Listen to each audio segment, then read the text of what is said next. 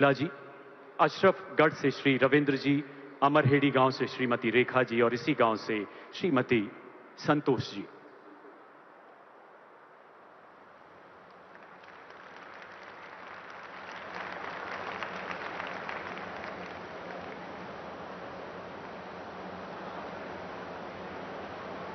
एक बार पुनः तालियों के जय घोष से इन अलौकिक पलों का स्वागत करें। माननीय प्रधानमंत्री जी का धन्यवाद करें देवी और सज्जनों।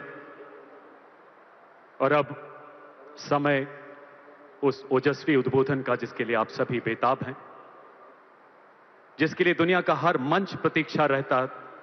आपकी करतल ध्वनि के बीच माननीय प्रधानमंत्री जी से निवेदन, कृपया अपने आशीर्वचनों से हमें अनुग्रहित करें। इस ऐतिहासिक सभा को संबोधित करें हमारे युग पुरुष माननीय प्रधानमंत्री महोदय।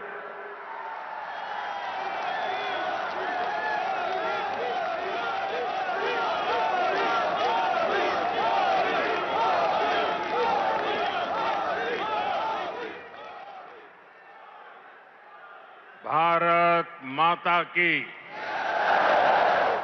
भारत माता की। हरियाणा के राज्यपाल श्री असीम घोष जी, यहां के लोकप्रिय और ऊर्जावान मुख्यमंत्री नायब सिंह सैनी जी, केंद्रीय मंत्रिमंडल में मेरे सहयोगी अश्विनी वैष्णव जी, उपस्थित अन्य जनप्रतिनिधिगण और इस समय टेक्नोलॉजी के माध्यम से भी हरियाणा के अनेक स्थान पर उपस्थित सभी मेरे प्यारे हरियाणा के भाइयों और बहनों, ये कुछ फोटो वोटो लाए हैं, ले लो भाई, वरना पीछे किसी को दिखाई नहीं देगा। जरा एसपी जी के लोग कलेक्ट कर ले इसको। धन्यवाद भाई, आप बढ़िया चित्र बना करके लाए हो, धन्यवाद आपका। उधर एक छोटी बच्ची भी कुछ लेकर के आई है, जरा कलेक्ट कर लीजिए। इधर भी दो सज्जन दिख रहे हैं।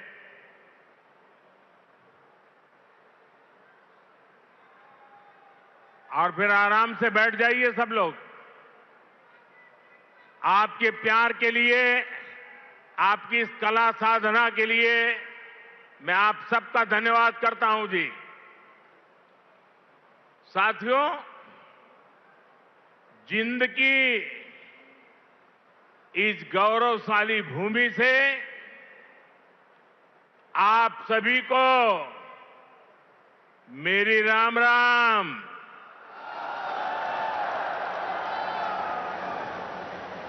आज इस पवित्र धरती पर आकर मन गदगद हो गया है। यह कोई साधारण धरती नहीं से,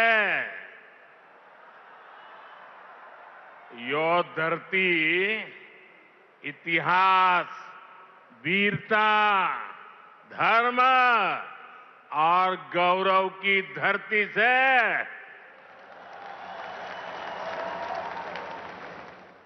शक्तिपीठ माता जयंतिया का नाम और आशीर्वाद इस शहर पर बना रहता है। और मेरे लिए तो जिंद आना पुरानी यादों का झरोखा खोलने जैसा है। मैं बैठे बैठे कई चेहरे देख रहा था, पुराने, सारे परिचित चेहरे। बहुत लोग होंगे जो क्लेम करते होंगे कि मैं उनके स्कूटर पर जींद में आया करता था। कई दशक पहले मैं संगठन के काम से पहली बार जींद आया था। फिर आप लोगों ने मुझे जो अपनत्व दिया, जो प्रेम दिया, वो आज तक मैं भूला नहीं हूं। मुर्रा भैंस का दूध, दही और घी, जिंद का देसी बुरा और यहां का घेवर, ये वो यादें हैं जो जिंद से जुड़ ही जाती है। साथियों, इतने वर्षों में जिंद का घी और जिंद का घेवर तो नहीं बदला, लेकिन जिंद के तेवर बदल गए हैं। आज जिंद बीजेपी एनडीए के सुशासन मॉडल की तस्वीर बन रहा है। बीते वर्षों में पूरा हरियाणा ही विकास की नई पटरी पर चल पड़ा है। आज का ये कार्यक्रम डबल इंजन की बीजेपी सरकार के इसी मिशन को नई ऊर्जा से भर रहा है। साथियों, आज जिंद का, हरियाणा का नाम इतिहास के पन्नों में दर्ज हो गया है।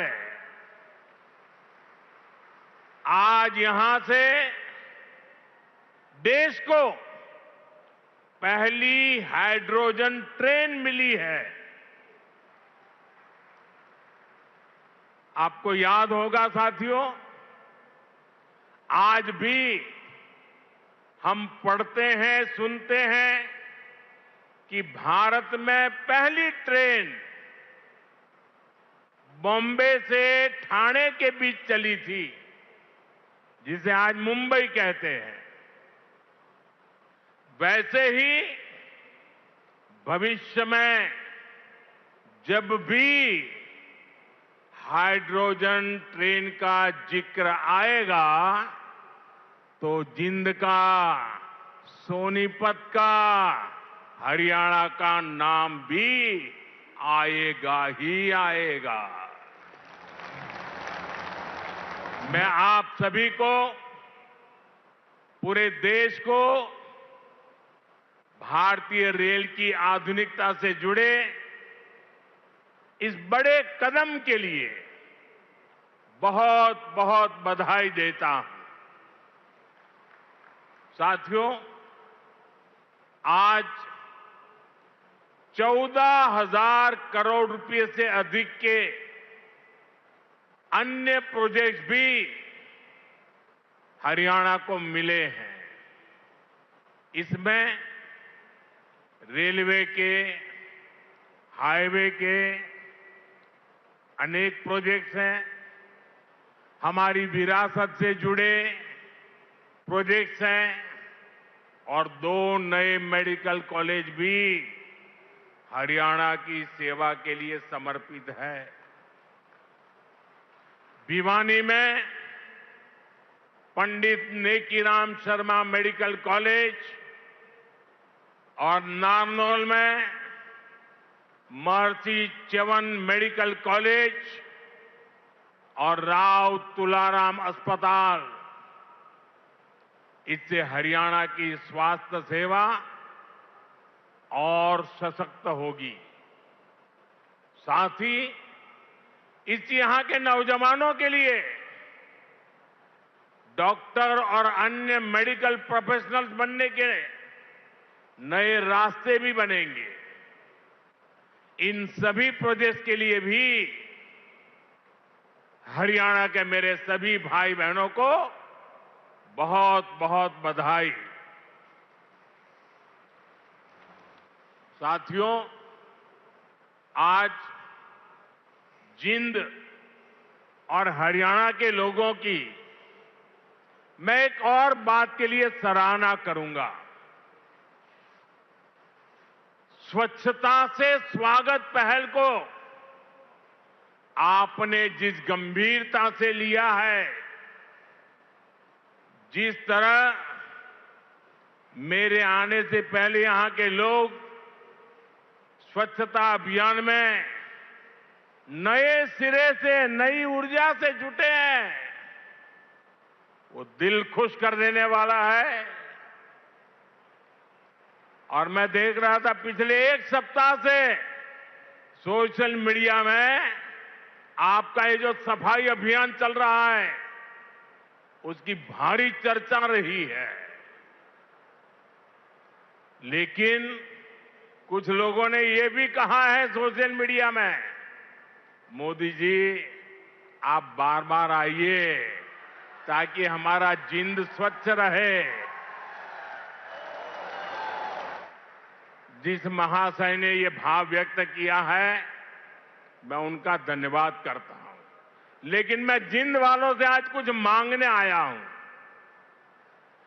आप मुझे बताइए, क्या इस सफाई के लिए, ये स्वच्छता के लिए मोदी का आना जरूरी है क्या?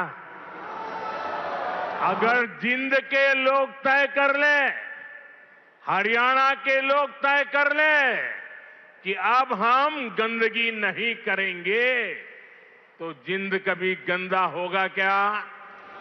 हरियाणा में गंदगी आएगी क्या? तो काम एक ही करना है, मोदी के आने की जरूरत नहीं है, सिर्फ आप तय कर लीजिए।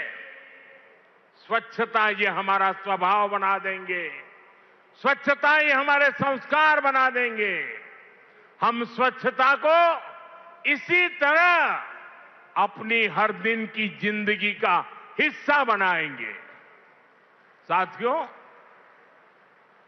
अगर हम रेलवे के इतिहास पर नजर डालें तो पाते हैं कि 19वीं सदी के रेलवे की पहचान स्टीम इंजन से बने थे। 20वीं सदी की पहचान डीजल और बिजली से चलने वाली रेल बनी, और अब 21वीं सदी की रेल हाइड्रोजन से चलने वाली है। आज भारतीय रेल ने भी 21वीं सदी की इस टेक्नोलॉजी में एक बड़ा स्टेप लिया है। आज जिंद से सोनीपत के बीच हाइड्रोजन ट्रेन चली है। अभी ये सफर 90 किलोमीटर का है, लेकिन भविष्य में इसका विस्तार होने की बहुत संभावनाएं हैं। हम इस पर रिसर्च करते रहेंगे, लागत कम कैसे हो इसका तरीका ढूंढते रहेंगे, एफिशिएंसी कैसे बढ़े इस पर काम करते रहेंगे, और बड़ी जांच पड़ताल करते करते एक के बाद एक कदम उठाते जाएंगे। दुनिया में हाइड्रोजन ट्रेन अभी अभी आई है, करीब 7-8 साल पहले ही अस्तित्व में आई है। अभी दुनिया के 3 या 4 देश ही हैं जिनके पास हाइड्रोजन ट्रेन चलाने का सामर्थ्य है, और जिन देशों में अभी ऐसी हाइड्रोजन ट्रेन भी चल भी रही है, वहां बहुत शुरुआती दौर में है। लेकिन भारत की जो ये हाइड्रोजन ट्रेन है, उसके सामर्थ्य के बारे में सुनकर आपको भी गर्व होगा, एक एक हिंदुस्तानी को गर्व होगा। साथियों, जिंद से सोनीपत को चलने वाली हाइड्रोजन ट्रेन दुनिया की सबसे ताकतवर हाइड्रोजन ट्रेन है।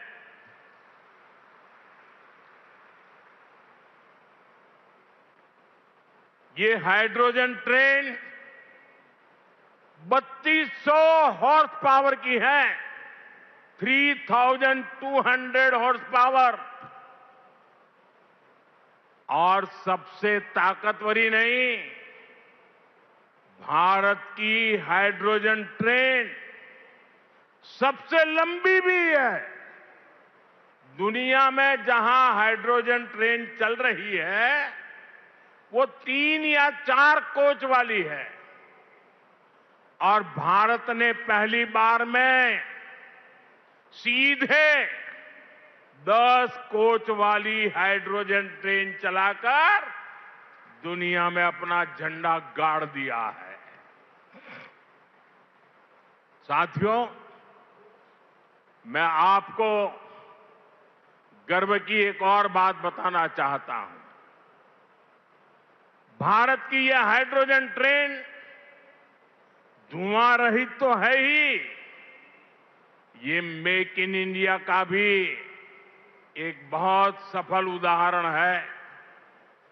इस हाइड्रोजन ट्रेन को भारत के ही इंजीनियर्स ने डिजाइन किया है, भारत की ही कंपनी ने इसको बनाया है। साथियों, यह हाइड्रोजन ट्रेन बाकी ट्रेनों से बिल्कुल अलग है। इसके लिए पूरा सिस्टम अलग चाहिए, पूरा इंफ्रास्ट्रक्चर अलग चाहिए। यहां जिंद में भी इसके लिए तमाम सारी व्यवस्थाएं बनाई गई हैं। और साथियों, आने वाले समय में यहां हाइड्रोजन ट्रेन से जुड़ा और भी इंफ्रास्ट्रक्चर बनेगा। नई नई फैक्ट्रियां लगेगी जो हाइड्रोजन ट्रेन नेटवर्क की जरूरतों को पूरा करेगी। यानी इस ट्रेन से हरियाणा के नौजवानों के लिए रोजगार के अनेक नए अवसर बनने तय है। साथियों, पिछले 12 वर्षों में भारतीय रेल में जो एक बड़े बदलाव हुए, इससे भारत को एक और फायदा हुआ है। आप देख रहे हैं कि पिछले कई महीनों से पश्चिम एशिया में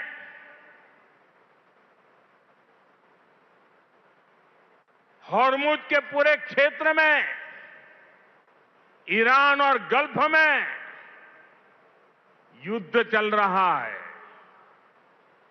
और जिस समुद्री रास्ते से, हॉर्मुज से भारत बहुत बड़ी मात्रा में पेट्रोल, डीजल, एलपीजी गैस, हमारे किसानों के लिए खाद, उसी रास्ते से आता है, उसी समुद्री मार्ग से आता है। लेकिन पिछले 3-4 महीनों से ये रास्ता निरंतर युद्ध का मैदान बन चुका है, संकटों से घिरा हुआ है। साथियों, अगर 2014 से पहले अगर ये स्थिति आती तो आज हिंदुस्तान का रेलवे का काम पूरा का पूरा ठप पड़ा गया होता। क्योंकि उस समय 2014 में देश का बहुत बड़ा हिस्सा था, ऐसा था जहां हमारी ट्रेनें सिर्फ और सिर्फ डीजल से चलती थी। अब आप सोचिए, अगर डीजल आना बंद हो गया होता और डीजल से चलने वाली ट्रेनें कैसे चलती, देश कितने बड़े संकट में आ जाता। लेकिन साथियों, 2014 की स्थिति नहीं है ये मोदी है।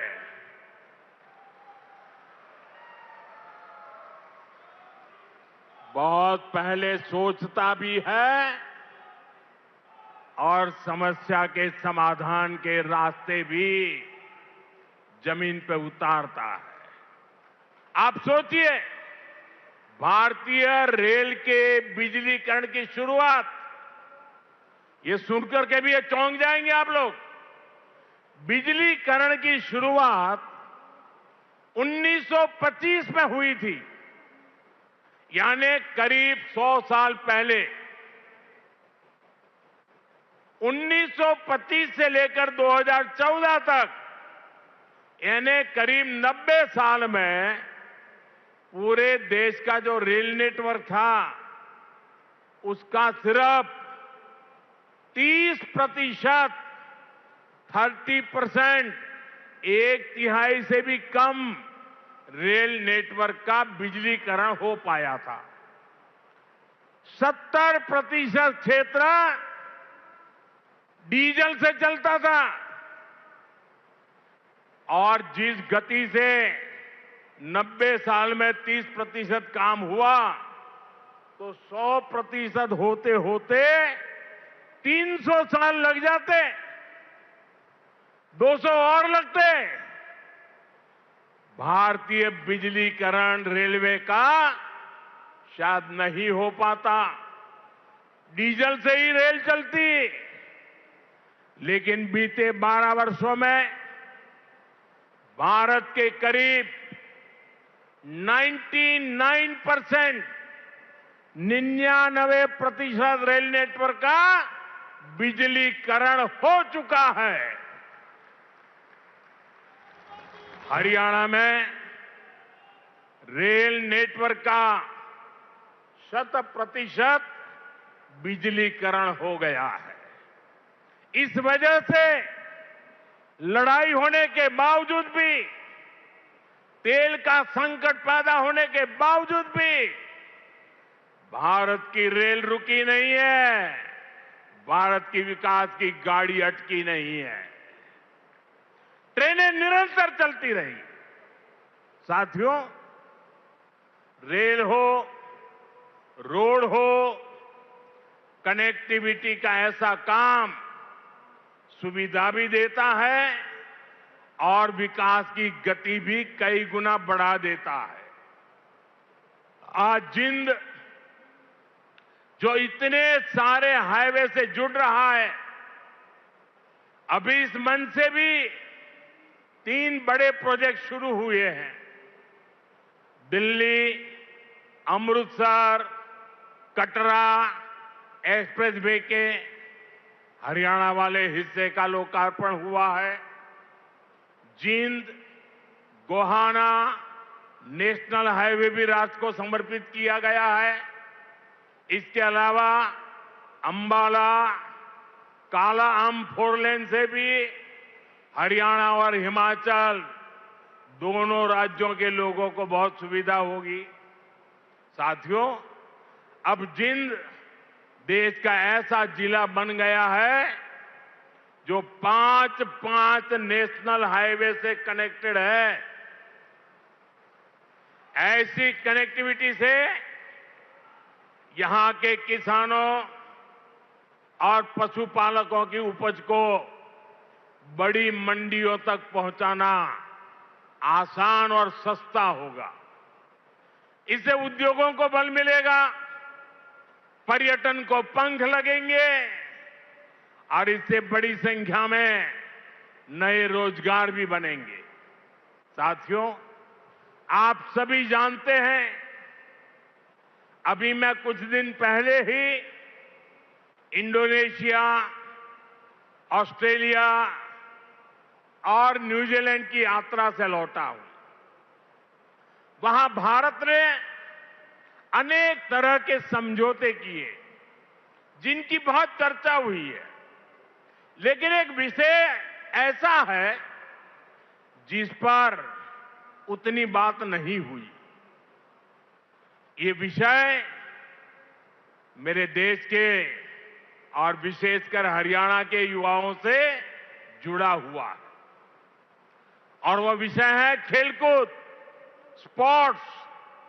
साथियों, ऑस्ट्रेलिया और न्यूजीलैंड में वहां की सरकारों से स्पोर्ट्स को लेकर मेरी व्यापक चर्चा हुई है। इन दोनों देशों के साथ मिलकर आने वाले समय में हम स्पोर्ट्स इंडस्ट्री, खिलाड़ियों की ट्रेनिंग, ऐसे अनेक मामलों में बहुत सारा काम साथ मिलकर करने वाले हैं। इससे हरियाणा के युवाओं को भी बहुत लाभ होगा। साथियों, आज भारत में स्पोर्ट्स को फिटनेस और रोजगार का बड़ा माध्यम बनाया जा रहा है। हमारी सरकार ने नई नेशनल स्पोर्ट्स पॉलिसी, खेलो भारत नीति भी बनाई है। खेलो इंडिया अभियान से लेकर टॉप स्कीम तक आज खिलाड़ियों को अभूतपूर्व सुविधाएं मिल रही हैं। उन्हें हजारों रुपयों की आर्थिक मदद दी जा रही है। यहां हरियाणा में भी भाजपा सरकार खेल और खिलाड़ियों को बहुत प्रोत्साहन दे रही है। साथियों, आज ये कार्यक्रम भले हाइड्रोजन ट्रेन का है, दूसरी विकास परियोजनाओं का है, लेकिन मैं आज यहां के नौजवानों से एक और बात भी कहने आया हूं। आप सभी जानते हैं, साल 2030 में भारत कॉमनवेल्थ गेम्स को होस्ट करने वाला है। 2036 में ओलंपिक गेम्स भारत में हो, इसके लिए भी हम पूरी तैयारी कर रहे हैं। इसलिए हर खिलाड़ी को जोरदार तैयारी करनी है, पूरा दमखम लगाना है। मैं आपको विश्वास दिलाता हूं कि डबल इंजन की बीजेपी सरकार आपको हर सुविधा देगी। और जो 36 के ओलंपिक को देखना चाहते हैं, आज जो 5 से 12-15 की उम्र के बच्चे हैं ना, हमें उस पर ध्यान केंद्रित करना होगा। और एक बात और भी बता दूं, आने वाले समय में अहमदाबाद में world police and fire games भी होने वाली है। मैं हरियाणा के साथियों से कहूंगा कि आप इसके लिए भी खूब तैयारी कीजिए। मुझे पक्का विश्वास है, हरियाणा के बेटे बेटियां हमेशा की तरह इनमें भी अपना परचम लहराएंगे। साथियों, हरियाणा की डबल इंजन सरकार सबका साथ सबका विकास के मंत्र पर चल रही है। नायब सिंह जी के नेतृत्व में हरियाणा सरकार यहां के नौजवान हो, किसान हो, बहनें बेटियां हो, सबके लिए बेहतरीन काम कर रही है। बिना खर्ची पर्ची के नौकरी देने का जो रास्ता हरियाणा सरकार ने दिखाया है, वो इतना आसान नहीं था, लेकिन ये भाजपा सरकार ने करके दिखाया है। साथियों, यहां के किसानों का हित भी हमारी प्राथमिकता में है। जिंद की मंडी तो हरियाणा की सबसे बड़ी मंडियों में से एक है। डबल इंजन की भाजपा सरकार के कारण हरियाणा के किसानों को बहुत लाभ हो रहा है। पीएम किसान सम्मान निधि से हरियाणा के किसानों को करीब 8,000 करोड़ रुपए मिल चुके हैं। इसमें जिंद के हमारे किसानों को भी 600 करोड़ रुपए से ज्यादा मिल चुके हैं। साथियों, हमारा देश संस्कार और संस्कृति का देश है और ये क्षेत्र तो इस समृद्ध विरासत का बहुत बड़ा केंद्र है।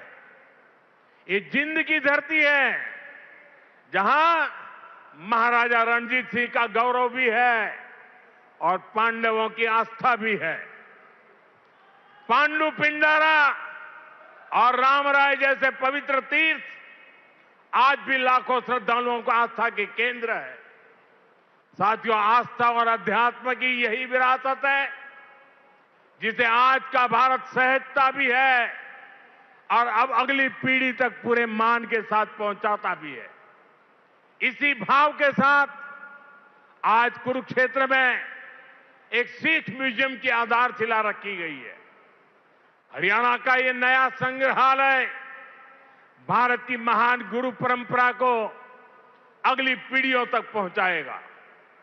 साथियों, हरियाणा अब तेज विकास के पथ पर दौड़ रहा है।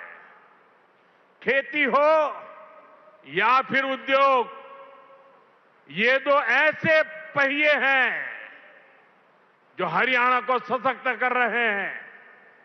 आज जिन प्रोजेक्ट्स का शिलान्यास और लोकार्पण हुआ है, उनसे हरियाणा के विकास को और गति मिलेगी और हरियाणा का ये तेज विकास विकसित भारत के सफर को और ऊर्जावान करेगा।